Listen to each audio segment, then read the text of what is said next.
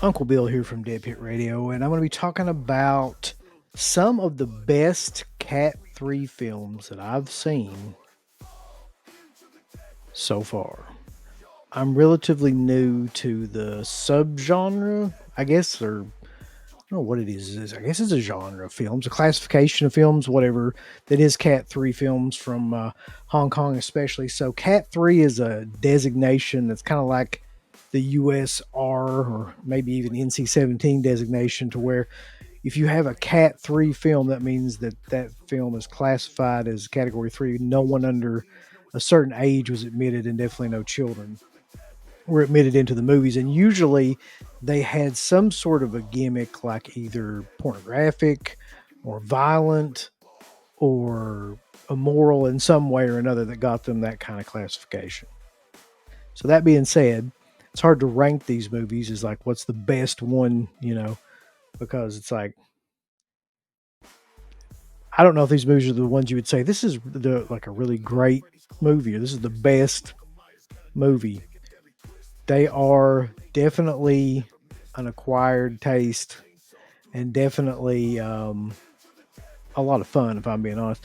Like, there's really no counterparts for them. I mean, the closest thing I can think of is the Italian kind of splatter films that came out in the 80s, but the 80s Cat 3 films were just some of the wildest and most provocative and disturbing films that I've seen. And there's really no American films that live up to some of these themes and some of the things that are in these movies. That being said, here's some of the best ones I've seen so far. The first one is one that I think probably got a lot of people introduced to the Cat 3 subgenre without even knowing probably what it was. And I remember just kind of getting introduced to this by seeing clips of it online, and then people like word of mouth. But this is Riki-Oh, the story of Ricky, which is a 1991 action martial arts splatter film, I guess you would say. It is filled with um, fight sequences that are completely unbelievable but hilariously gory. It's about a guy, Ricky, who ends up going to prison for murdering, I believe it's like a gangster that killed his girlfriend. And while he's in there, there's this whole band of guys that are trying to kill him and torture him and just all these different kinds of the things. But he's got some sort of magical power that he hulks up on them, and he's basically indestructible, and also has super strength, which is where a lot of the gore scenes come in. Because when he hits somebody, like, their stomach explodes, or their fist explodes, or there's heads exploding. It's just such a wild movie. It's kind of like the Asian Dead Alive. That would be the best way that I would be able to describe it. But it's definitely worth watching, and a great like entry movie into Cat 3 films and kind of what they're about. Um, Another one that I consider to be a classic. I just saw this not long ago, but I immediately knew when I watched it that it was a classic. Is Red to Kill, which Red to Kill is a crazy, more exploitation style Cat 3 film. So, we're talking more like Last House on the Left, I Spit on Your Grave kind of stuff in this one. Not nearly as fun and as, just jovial as Riki-Oh is.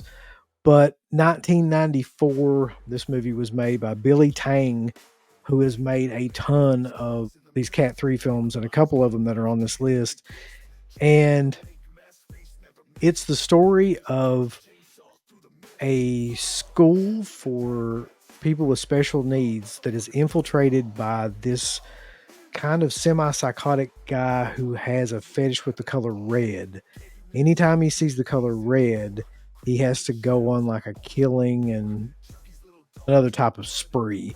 So um, it's kind of all about the conflicts that come from him working in this school, and also having that, which is based on something that happened to him in his childhood. It's incredibly intense, violent, shocking, uh, just I wouldn't say downer's the right word, but it is unrelenting. Red to Kill in that way it's a wild film. Another one that's of the same kind of like ilk, but in a different way. It's not as wild as in exploitation or you know kind of the naughty scenes as it is just in the sheer chaos of the whole film and the ending, which is one of the most mind-blowing endings I have ever seen. And when it got to the point, and anybody who watches this film will know the point that I'm talking about, when it got to that point, I was just, jaw dropped, mouth open, just like, I cannot believe that they did this. Made in 1993, Run and Kill is a Cat 3 film, another one directed by Billy Tang, that follows the story of a businessman who places a hit on his wife because his wife is cheating on him. But by doing that, he kind of creates this, unknowingly creates this kind of chain of events that gets this criminal organization into his life in a way that he really doesn't want, that ultimately leads to like a kidnapping and a couple of other things that go horribly, horribly wrong for the guy. So it's kind of a revenge thriller gone wrong. And it goes wrong in the most horrible way that you could ever, think of.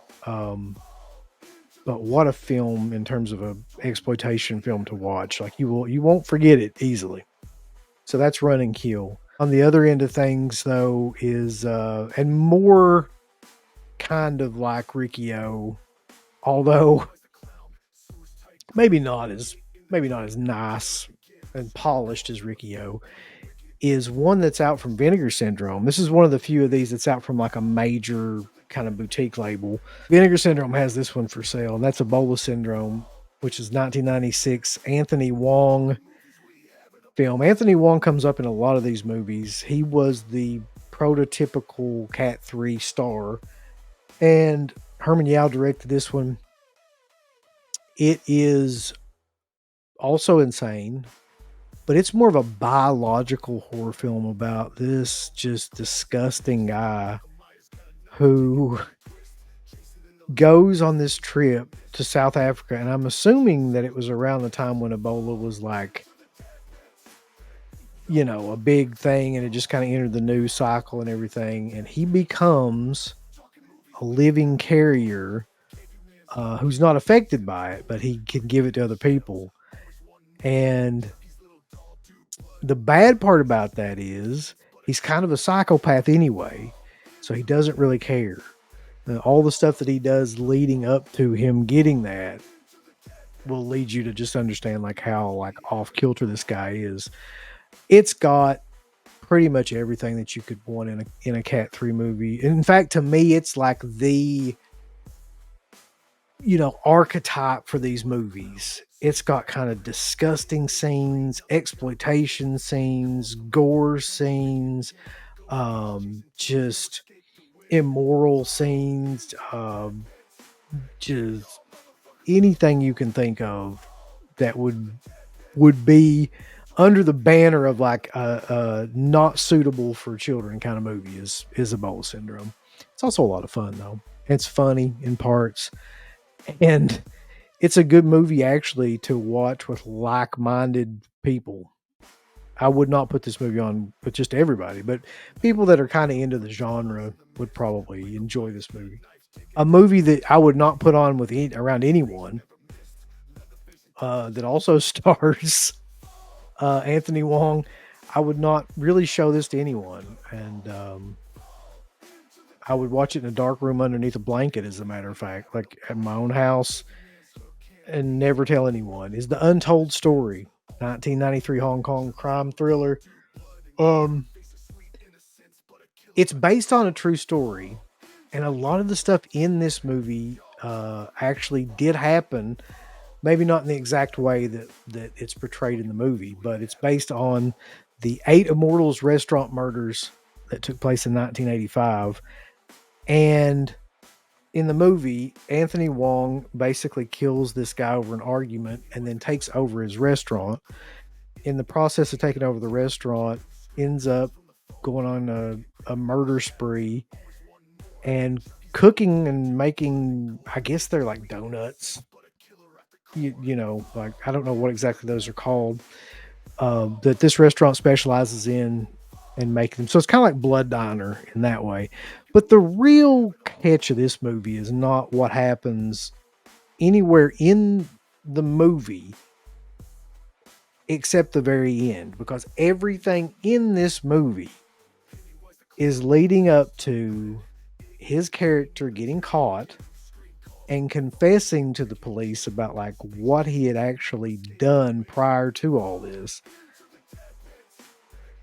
And they show all that in a way that I don't think I've ever seen another film show. I don't think I ever want to see another film show it. I'm not positive I'll ever go back and watch this film again, especially the ending.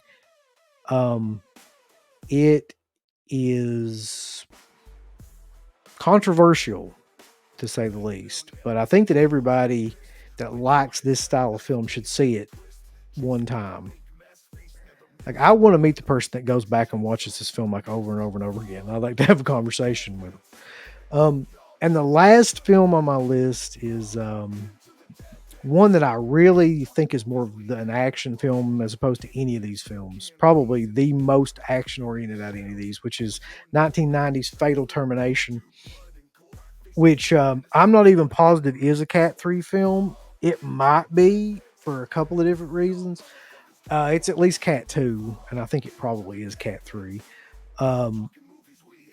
It has the best action set pieces of any of these films. It has an amazing third part. Sorry, not third half, like third act. And leading up to it, it's a little bit slow. It drags in places leading up to the third act, but once you get there, you've got just like crime boss shootouts and some of the, I don't know if you call it the best or the worst stunt work I've ever seen in my life, depending on how you look at it. But there are a couple of scenes in this with stunts where I can't understand how they did it safely. And if they didn't do it safely, I can't believe that they did it. And so when you go back and watch it, you'll be like, oh my God, like, did they really do this? And I think they did. And then leading up to the ending, the main ending of the film, where you're just like, what the hell? Like, another film where they just go all the way. They don't mess around whatsoever in these movies. They don't do the typical Hollywood style ending to anything in a lot of these Cat 3 films, especially in a couple of these. But Fatal Termination, if you like, like action revenge more so than like splatter or gore, is definitely the one to go to. There's more that I've been watching that I wouldn't necessarily put in this list, but like would probably be honorable mentions. I really liked Red Spells Red. The problem with that movie is it's got a lot of like animal scenes in it. Now you can watch the version that Air 4444 had out. You can watch without that part. It's got like the animal cruelty free version. There's something about movies like that though, even with like Cannibal Holocaust, where it just puts a damper on the whole thing to some degree or another. And especially in these movies. But that one is really good, like Black Magic kind of Cat 3 film. And there's some other films that I can't even say the names of them on here. I don't even know how I would even like fake the names of them on here, but you can check them out. And those are my recommendations for now. There's dozens I haven't seen and I'm still in the process of seeing. So until I do see them, check those out. Check us out over at DEADPIT. And see you. I'd like to tell people, thumbs up the video, Uncle Bill. Would you? Yes. Thumbs it up with violence and fury and just love everything about it. You hit the heart button, then you hit the ass button, then you hit the go fuck yourself button. Follow that up with the I don't give a shit button. There's all kinds of wonderful shirts over at shop.deadpit.com. Simply the best horror shirts. On TeePublic, there are others, but they all suck. You can get some Dead Pit Radio shirts. You can get Last South on the Left. The Hills Have Eyes. Texas Chainsaw. Oh, wait, you can't say Texas Chainsaw. All kinds of shirts, folks. You're gonna love them. Shop.deadpit.com. Special thanks goes out to our supporters on Patreon. Do you know what kind of stuff you can get on Patreon, Uncle Bill, starting at only $1 a month? What's that? Access to every Dead Pit show since 2005. We got almost 200 fan commentaries that we've done over the decades. We have a literal jukebox full of songs and thousands of reviews. I don't even know how many shows are up on there now that we've done over the years. Hundreds of thousands. You need to figure this out now and subscribe to us on Patreon and YouTube and Instagram and help us to 1 million. The road to 1 million subscribers starts today. So deadpitonpatreon.com. Join today. Tiers start at only $1, but I'd recommend at least the $10 tier. You can do 50. The stock market's crashing around us, folks, but send us money.